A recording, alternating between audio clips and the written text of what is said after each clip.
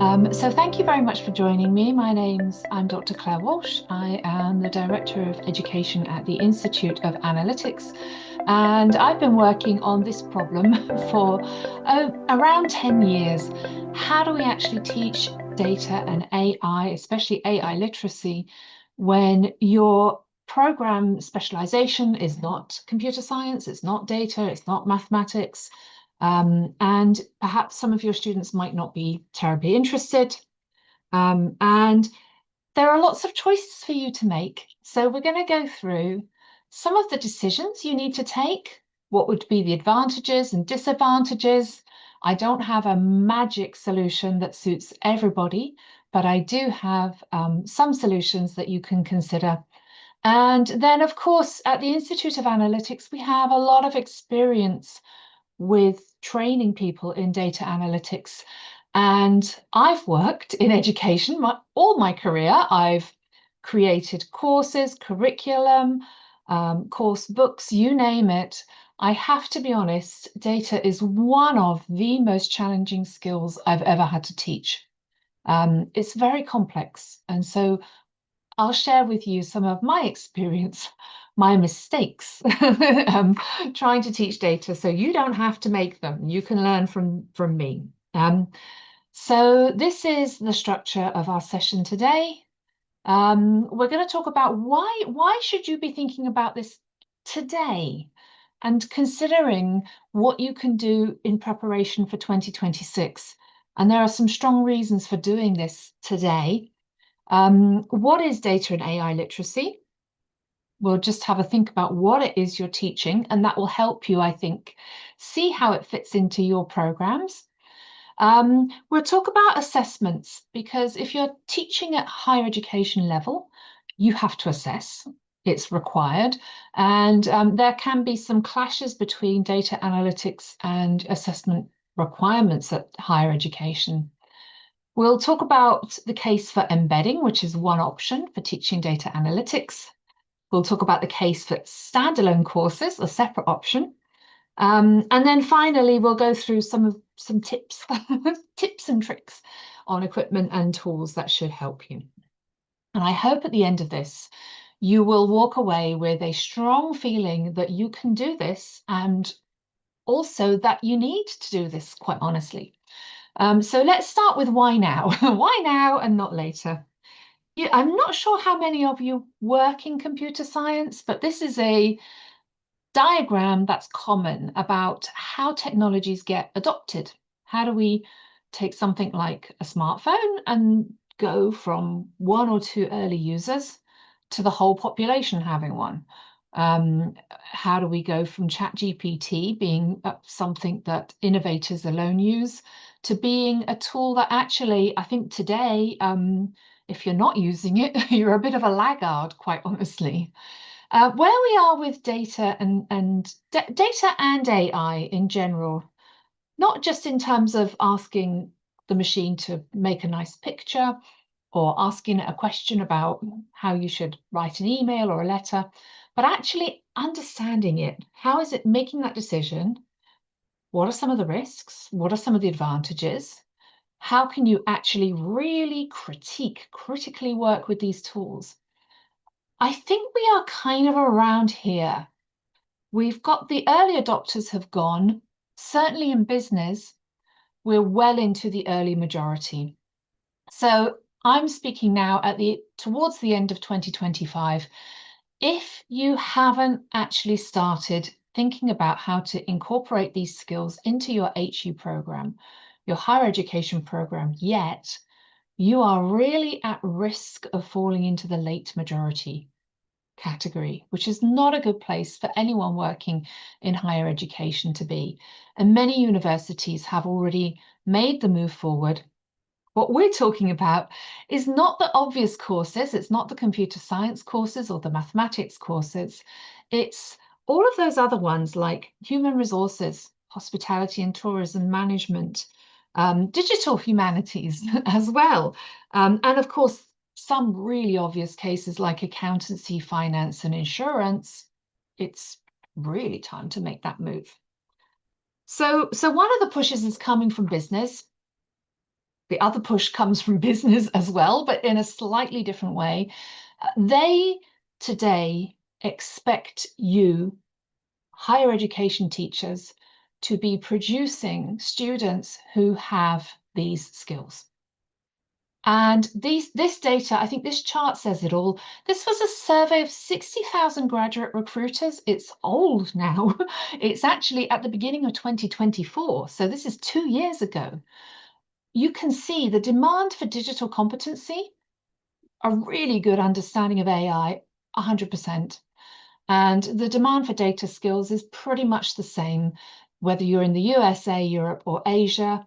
60,000 graduates, 98.8% said they were expecting you to train your graduates, whatever subject you teach, to be better with data, to work better with data.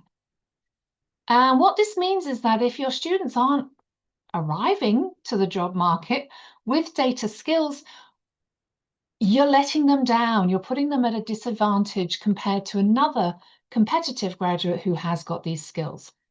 And so this is why now, not later? You know what? It's time. We've been talking about machine learning and AI in the field of technology for 10 years now. It's finally mainstream and popular, and it's time to make that move. And I don't mean that you have to accept it and say it's brilliant. Some of you hate it, but you have to know why you hate it in some detail rather than just, I don't understand it, so I hate it. There's a massive difference between those two perspectives. So it is challenging for your students to get recruited if they don't have these skills. It would be ideal if you could help them and support them in this change. I love this picture. I know with higher education, change management, change adoption is always going to be quite difficult. I love this carrot and stick analogy. I think this particular change is one of the most difficult you're likely to introduce. If I think about higher education, and certainly when I was working in it, it's highly specialized. Each professional is extremely specialized and a world expert in their small field, a tiny, tiny field. And when we think about becoming more data literate and more AI literate, it needs people to become interdisciplinary workers, not multidisciplinary, not you sit side by side in a meeting room and you each talk about your specialization and you show some interest. Interdisciplinary means you have to start understanding a little bit about how these things work. And it gets you well out of your comfort zone. I had to do it. Everyone I know who's had to do it hates it. And so it might be worth thinking about how you're going to promote this change before you get started. It's particularly difficult, unbelievably rewarding. I don't know anyone who has gone through the process and come out at the end and said, oh, I regret doing that. And it's a terrifically creative space. Lots of research funding is going to people who are working at this intersection of digital tools and whatever their field of specialization is. And it's time the non-tech experts took over. If you hate AI, and some of you do, and if you know the reasons why AI is problematic in great detail, if you understand bias, you understand some of the inherent racism and sexism behind the machines, you understand the problems of generalization. You know this because tech experts have been shouting about it since 2016, since they realized there are some ethical questions around AI we should be sharing with the world. We should be sharing with legislators, with regulators. We should be telling other people in HE to, look out. This is a problem, as well as a problem solver, a problem solution. And we have legislation here in Europe. I remember being part of a team that was lobbying for legislation change 10 years ago. We have it now in place, which is fantastic. Now it's time to hand over to you, because you are the only people who know. You're the only people who can interpret data and AI decisions correctly within the context of your expertise. As a data expert these days, and education, I can't go into hospitality and management and interpret the data for you. You have to do that. And so that's why it's time. It's time to hand over.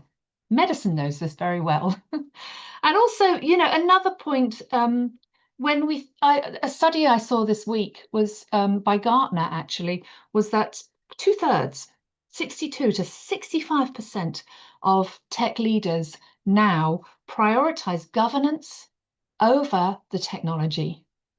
A lot of that is self-interest, because we're now seeing fines, thanks to this legislation, that our tech experts, not the Facebooks, not the Googles, but technical experts working in higher education, have pushed for regulatory control. And we now often see fines reaching 1.2 billion euros. So governance is not something that anyone ignores. And again, this is something where you have expertise to bring to the table. So we really would like you to come into this discussion and lead the way for your students. Right, that's my why now. In case some of you are thinking, I'll wait another year, I'll leave it to somebody else. Nope, it's you, it's time. So what is data and AI literacy? What are we teaching? It is complex. There's no one definition. You'll find lots and lots of competing definitions and competing frameworks out there. I worked for the Office for Artificial Intelligence, which is the UK's governing government body to manage AI here in the UK. They didn't define AI at the time. They felt that it was such such a general term that there wasn't actually an obvious way to define it. A suite of technologies that are at the cutting edge would be the definition. So it's not the easiest thing to pin down. I think this is a chart that is useful for you if you work in higher education. There are lots of frameworks out there. Please do go and have a look at some of them. Lots of friends and former colleagues have developed these. But generally, it's about researching. How do we find data? How do we research and use it to understand a situation? It's about critical thinking. What's wrong with this data? What's wrong with this algorithm? What is this machine doing that might create good results? What is it doing that might bias and prejudice those results? It's about working within the law. A lot of data literacy is about knowing what you can and can't do legally. And a lot of those laws are sector specific. Again, I have no idea what the laws are in your field. You do, I hope. And it's about finding actionable outcomes. So actionable outcomes is, what does success look like if you work in human resources? You can't let me dictate what it looks like in terms of technical output. You have to say, success for me looks like retaining my staff. It looks like achieving X, Y, Z goals. And I hope you look at that list of 4 things and think, you know what, that's what I do in my job.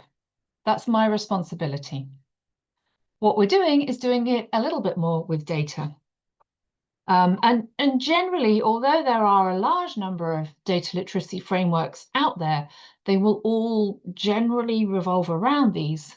And then we also use tools to achieve these outcomes. AI is a vast field. There is no, again, AI covers a huge range of technologies. None of us experts can do all of them. We all specialize. It's too vast. But when you're entering into the field, we can certainly identify some general things you should know about the types of things machines do. They categorize, they classify, and they try and predict numbers based on other numbers, regression. regression for those of you who are comfortable with it. You should understand the risks. You should understand a little bit about how these machines work, how they reach these decisions, because they do not think like humans at all. And so AI literacy, it's very similar to data literacy, but we're working with machines that are far more complex. And quite often that also means that the decision-making process is, we say, black boxed. Nobody really knows. And when I say nobody really knows, I really don't know how the machine is making its choice. We don't control that a lot of the time. There are some things we can do, but we don't fully control it. And so sometimes we look at what the machine gets wrong and we try and see a pattern. It made lots of these awful, terrible decisions. Is there a pattern there? And that's how we find out, oh, these things are biased, these things are sexist, they're racist. It thinks that, it's classifying dogs based on whether they've got snow or grass under their feet. Which sounds silly, but this all kicked off in 2017. AI panic kicked off because a beautiful dog, a husky and a wolf recognition algorithm, super challenging task for a machine, was really accurate, unbelievably accurate. And it turned out it wasn't looking at the dog and the wolf at all. It just learned very quickly that if there was snow in the background, it's probably a wolf. And if there was grass, a park in the background, it's probably a pet husky. And so we thought it was a genius machine, and it was actually looking at something completely different. And so this is why we have to engage with, how are these machines making decisions? How do we avoid that? So this is what we're teaching. This is why we're doing it now. This is what we're going to have to do. Let's think about assessment. We'll come in a minute to embedding and incorporating. Assessment is a big deal for you guys. You're going to have to assess the work that your students are doing. It's not optional. And if you are trying a little bit too much to just teach tools, if you say, okay, we'll do this because we'll introduce Power BI, or we'll do a bit of work with spreadsheets, we're just going to do some tool work, which is great, then it does lead to challenges with assessing, especially if you get to master's degree at level 7. You can't assess higher education just based on tools. The level of challenge is too low. You don't need a degree to actually use these tools. Anyone can use them. It's a bit like trying to assess the use of a hammer at degree level. When we think about the typical criteria we're looking for at master's level, we want them to deal with complex issues systematically, creatively. We want them to make sound judgments. We want them to communicate their conclusions clearly. We want them to demonstrate self-direction. Lots of these things are, I hope you realize, things that were on my list of what data literacy is when it's done well. It's not just about using a tool.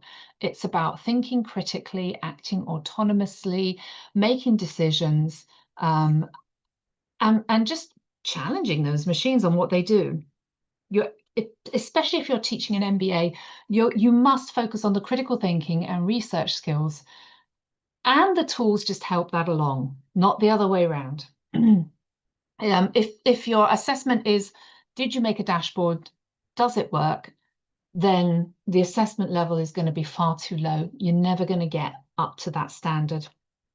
Yes, no questions. Like, does the dashboard work? Yes, it does. It's not complicated enough for higher education. So really lean into those skills you already have, those things that you already use every day when you teach. You know how to do these things. You do it already. And we're going to bring some data into that. Okay, so in a minute, we're going to go for the two options that you have available. And I think it's easiest to think about this as your two biggest choices. One is to embed your course. embed data into an existing course. So you continue teaching the same syllabus, the same curriculum, but you start using a lot more data examples and data and AI tools. You start mentioning those a lot more during the course. When you do a case study, there's going to be some data that needs to be interpreted to support that. When you look at a topic, you're going to bring some data in. And so some of the kind of questions, these are some I pulled. If you have a particular field you'd like me to discuss, share in the chat or the Q&A. For example, human resources, can AI reduce health and safety risks on construction sites? My answer to that would be, actually, yes, there are some great tools out there for that.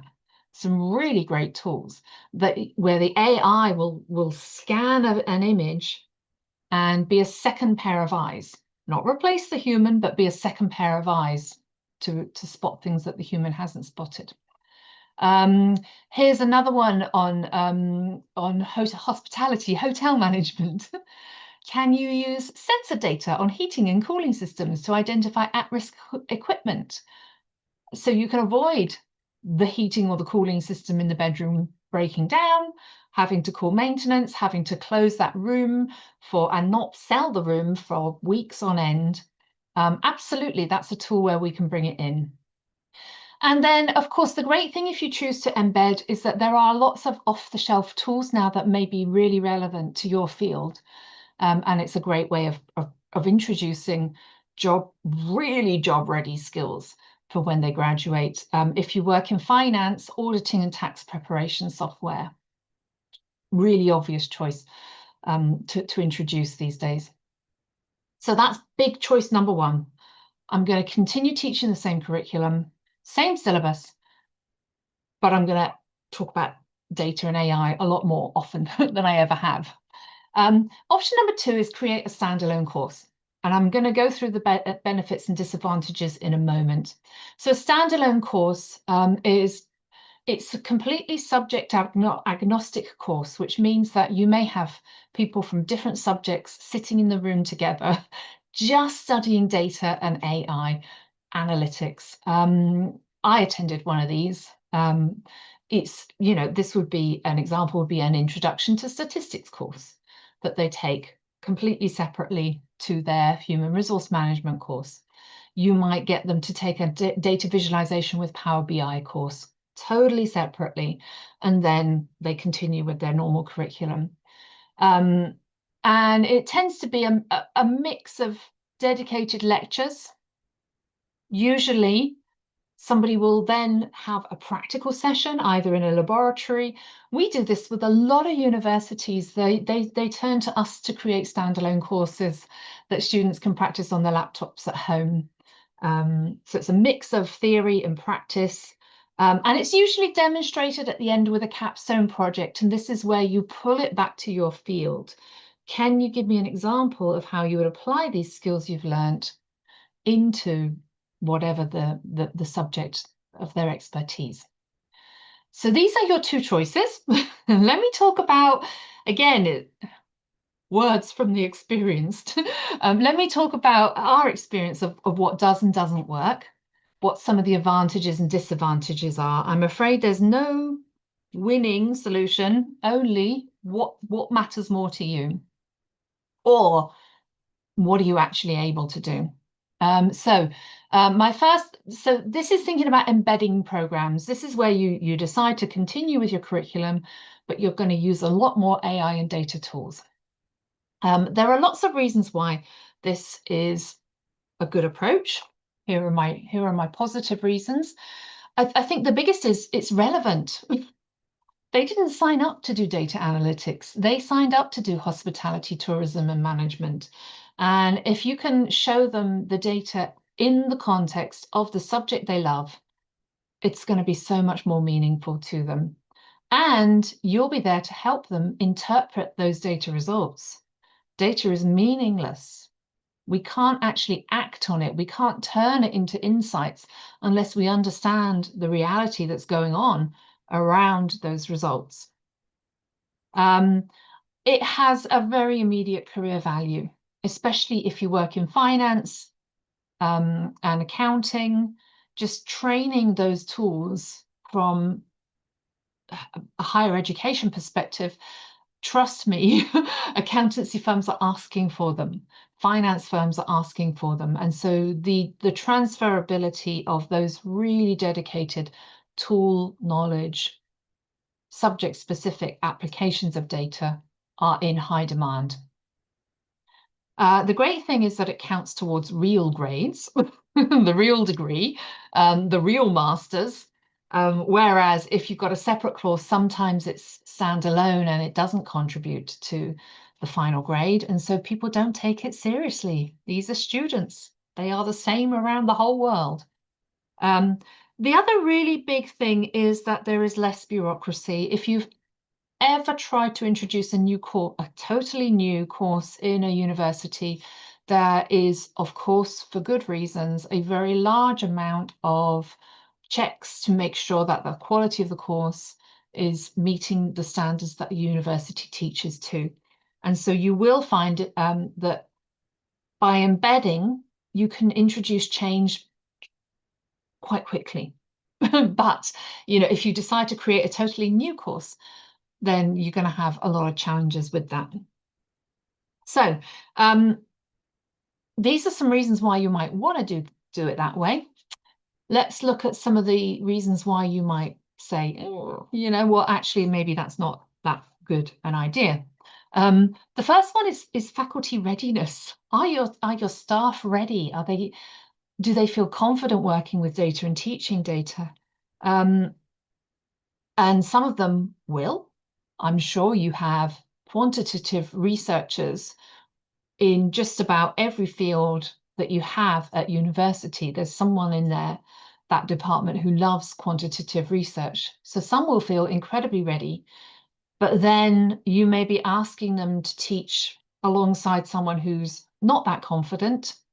If you have a very large cohort and you have different teachers teaching the same subject, you may have problems keeping control of the quality, making sure that they are all up to the same standard in data and AI literacy themselves. Quite often, the first step is to make sure your staff understand this, and then they can pass it on to your students.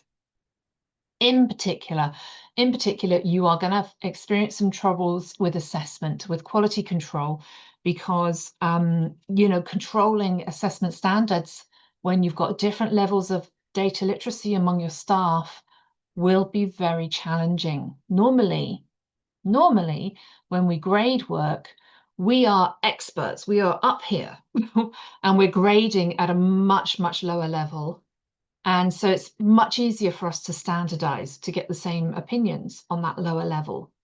But if you are embedding a program, those levels of expertise are going to be more or less around the level of the student, at least during a transition phase. And that may be very challenging. You may also find that the pre-existing assessment criteria are really difficult to apply to data and AI. You may find, not necessarily, that the assessment criteria are really difficult to push data and AI into that. So these are really, you know, the challenges. It's the inconsistent skill set between your faculty, a little bit too close to the level of the student for comfort for many teachers. And there probably is a rubrics mismatch, your assessment criteria mismatch. So let's think about the alternative. The case for a standalone course. We have actually a lot of people partner with us at the Institute of Analytics and just say, oh, you do it. You take care of this for us, which we do actually. We can do that. So this, you know, we have a lot of experience with this one. The advantages, let's just go through this. So a standalone course is taught by someone who is a data expert, could be someone from the statistics department, someone from the computer science department, maybe, if you're going for AI and machine learning. it kind of avoids the challenge of interdisciplinarity a lot, by taking a more common multidisciplinarity approach. You know, we all have our own specializations.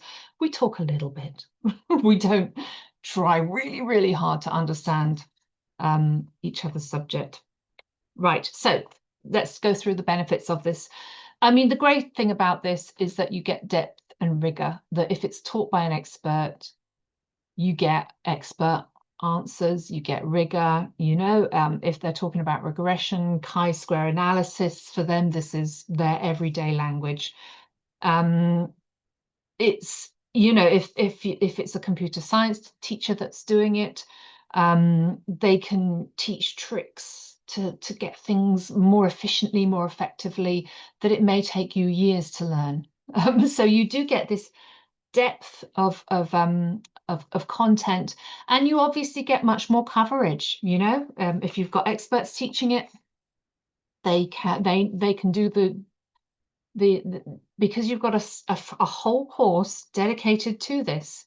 They can usually spend more time covering the theory and more time doing the practical introduction than you can do if you're trying to embed it in your course. You will get back that control over consistency of teaching, of assessment, because you're back in that comfort zone of the teachers know this much and they're assessing or teaching at this level. You're back in that lovely gap zone. And so that makes it much, much easier. And let's not forget, if you do design this yourself, higher education is struggling at the moment. Demand for these skills is super high. So in your local region, if you reach out to your local business community, you are probably creating a course that you can very easily sell to others, the business or even, you know, the local people, the local population. They will pay to come to this course. So your standalone course could become a potential income stream for you if you develop the whole thing yourself. And many organizations decide to go down this route. But let's think about, you know, the downside of it. It's not perfect. They will be learning data in isolation, out of context. So when we create standalone courses, if it's for something like finance and accounting, we can 100% guarantee that our standalone course will only be with financial data, because there's just so much financial data out there. But for many other subjects, you know, we have to go with the data we have. So we often go with popular data, like data on movie rentals, Netflix downloads, bicycle use on cycle lanes, that kind of thing. Things of general interest to the whole student body. And so it's lacking that contextualization. It's reinforcing that view that actually we all need to try and change, that data is a siloed. Data happens over there and our work happens here. That's not the case. There is not a chief data officer in any business who will argue that's how it should work, that's how it works. They will, every single one of them, all our fellows, all our senior members, I promise, will tell you data's got to live and breathe in the business operations. And so it's a very fake, false experience of data. Very often these courses are taken independently and they don't count towards the final grade, so students don't take them seriously. They don't try their best, and that can be really problematic. And sometimes it may need some investment. It needs investment to develop the curriculum, to train, you know, to make sure the teachers are ready, to develop the assessment process. It's going to take time to get that course accepted by your governing body. It's, you know, you can't just, this thing can't just drop into existence. And then, of course, you may need tools and equipment as well. So it can be a slightly more expensive option. If you like the idea of standalone courses and not spending any money, do contact us and we can help you with that. With, you know, not having to go through the process of creating it yourself.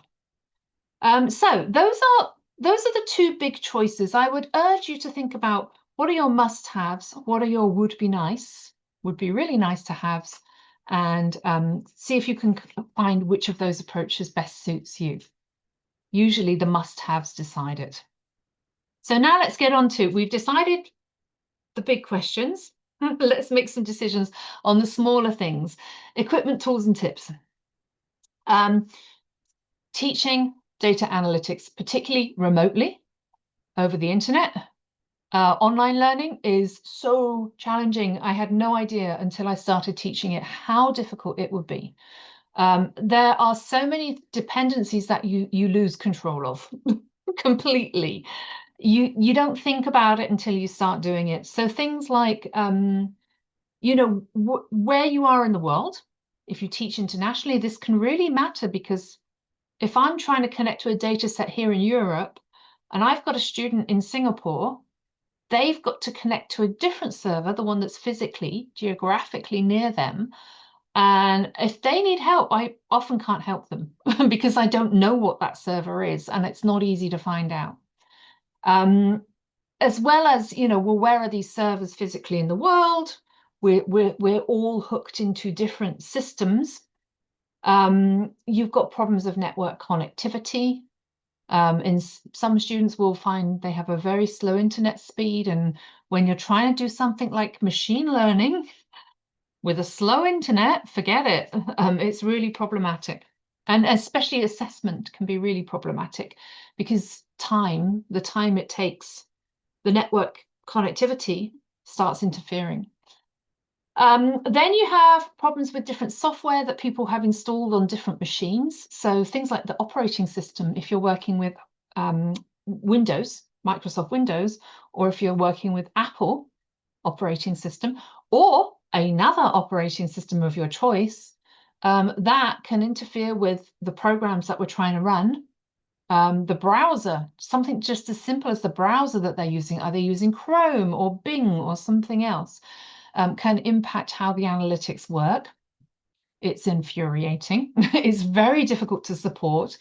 You know, and to give you an example, my colleague, who has a PhD in computer science, was trying to install Anaconda, which is a very basic platform. It's kind of lesson one, day one, if you're going to go down one of the coding routes. You don't have to go down a coding route to do data analytics, but if you want to, install Anaconda is like day one, lesson one.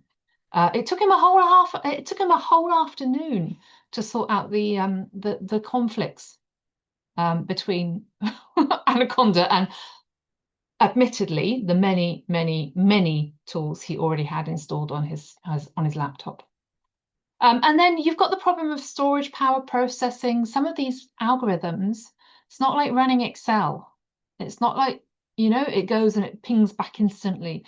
If it's complex, if it's big data, if it's an iterative algorithm, if it's an algorithm that goes over the data set many times. When my son was doing this, he would have to send his data off and then literally wait until the next day for it to finish processing, because he was working with a very slow system, and it would come back and say, yeah, there's a mistake. There's a mistake there somewhere. And so he'd have to correct it, send it off again, wait another day for it to come back. And I think until you start working with some of these tools, you don't realize how much we take for granted that everything works. So many things interfere with data analytics. And so if you're trying, and also, you know, stuff changes really fast. You know, things that did work don't work anymore. And that's true if you work with spreadsheets, anything, things change really quickly, and you have to update the curriculum. So you know, just be ready for some challenges. And again, that's, you know, we found that working off the browser rather than depending too much on the laptop, if we can work off a browser, then and that's how our training works, that actually, you don't need to worry about connectivity, server, geographic location, all of those things. Goodbye. we stop worrying about it. So our training works off a browser, and that works for us. In terms of what tools should you buy, this is a very big decision. You can quickly spend a lot of money on licenses. So I would suggest start off with, well, what tools do you already know how to use? If you know how to use Excel, brilliant, start there. If you know how to use Google Sheets, fantastic. If you know Excel or Google Sheets and you're looking for something a little more exciting, then maybe Power BI is a great choice. It has a free version everyone can download onto their laptop, and it's a cousin. It's a bigger cousin of Excel and Google Sheets. So you won't have any trouble using it, learning it, and no cost involved. So think about what tools you already know. Talk to your tech department. What tools do they already license? Many will license things like Stata.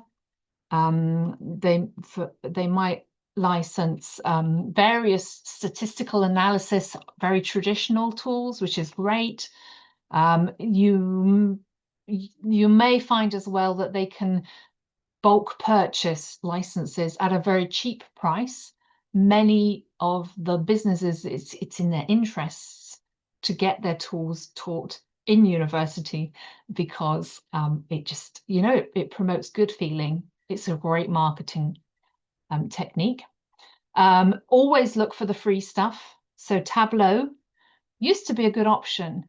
Tableau used to have a free version you could play with and learn with, but these days you're going to have to get licensed in every single, every student's going to need a license for it. So I would strongly recommend forget Tableau, Power BI. It's got a free version. When you can, look for anything that has multiple tools that comes packaged would be really great. Think about what technical support comes with it. So if you love, if you're feeling brave and you like the idea of R and Python, that's brilliant. The technical support, there is a lot out there, but it comes in the form of discussion boards, which you may not be familiar with. You might like the Microsoft option of I phone someone up and they talk me through it. That's not how we do tech support with coding languages like R and Python. We go to a discussion board, we see if someone's had the same problem as us, we look to how they resolved it. If we genuinely think we have a new problem, then we start a discussion. Fantastic. The world's experts will come and support you and help you, but it's a different way of accessing support that many don't feel comfortable with.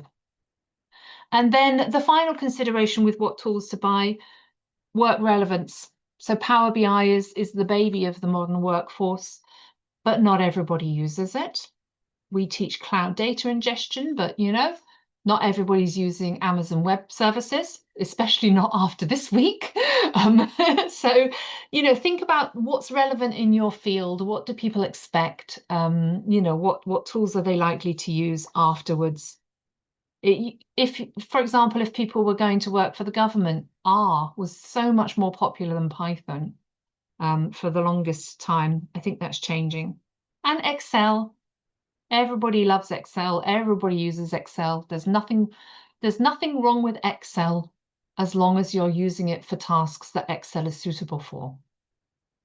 You could reach the challenge because quite quickly Excel stops being useful for some of the more exciting things we'd like to do.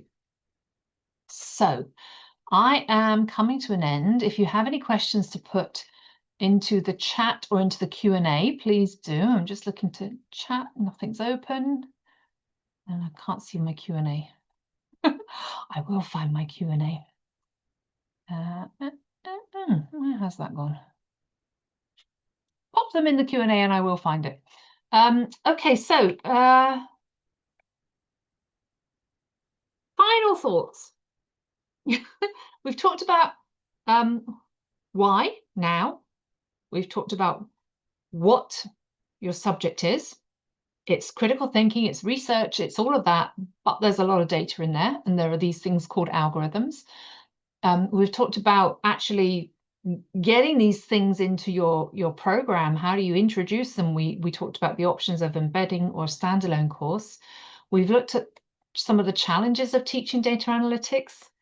It can be difficult because my field is dependent on so many third parties, super duper complex chains of dependencies that I have never seen in another subject ever in a long time working in education. Our final thoughts on this, we've thought about tool use and choosing tools. Remember that it's not about what tools you choose.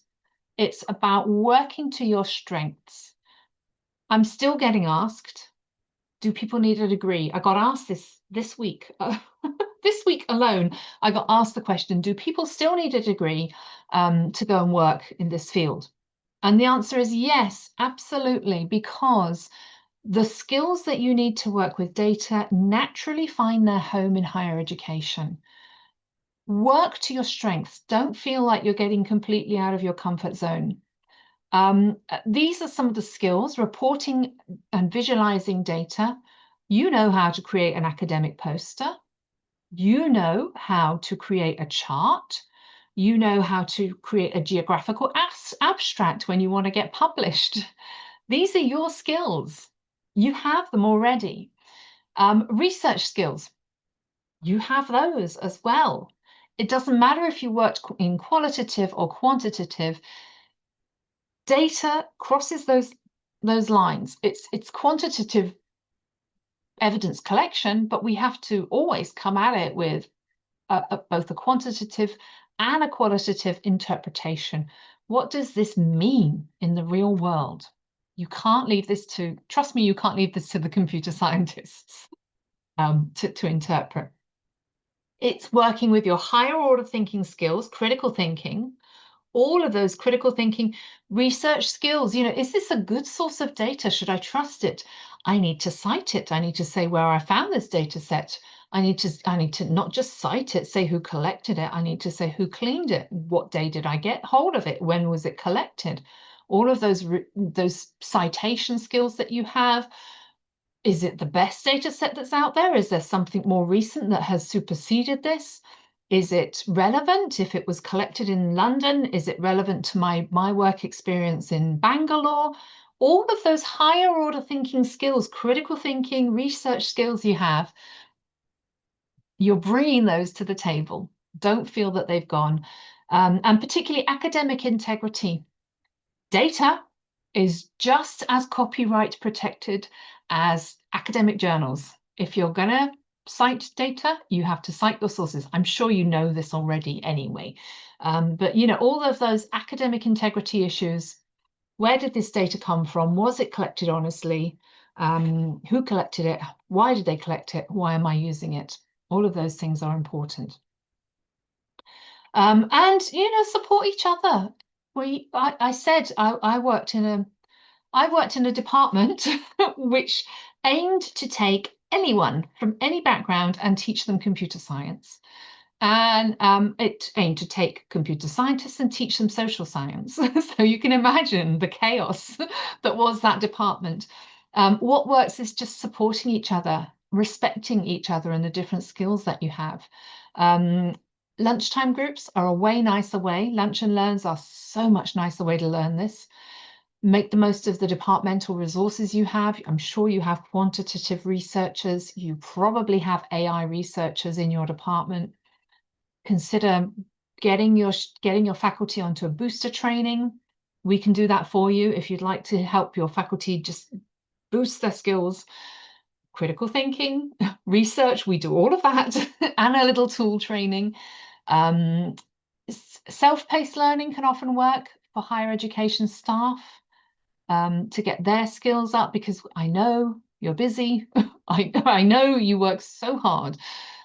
You have so many demands, so many challenges already. But I think this is too important to ignore. Maybe you might want to embed, but you might want to ask someone from the statistics or computer science department to come and sit down for an hour and answer any questions anyone has. An open hour with an expert can be an amazing source of comfort. It's really difficult to completely go it alone. Having access to an expert, of all of these, I'd recommend that one. Find someone, make friends with someone in the computer science department. They'll be happy to help, trust me.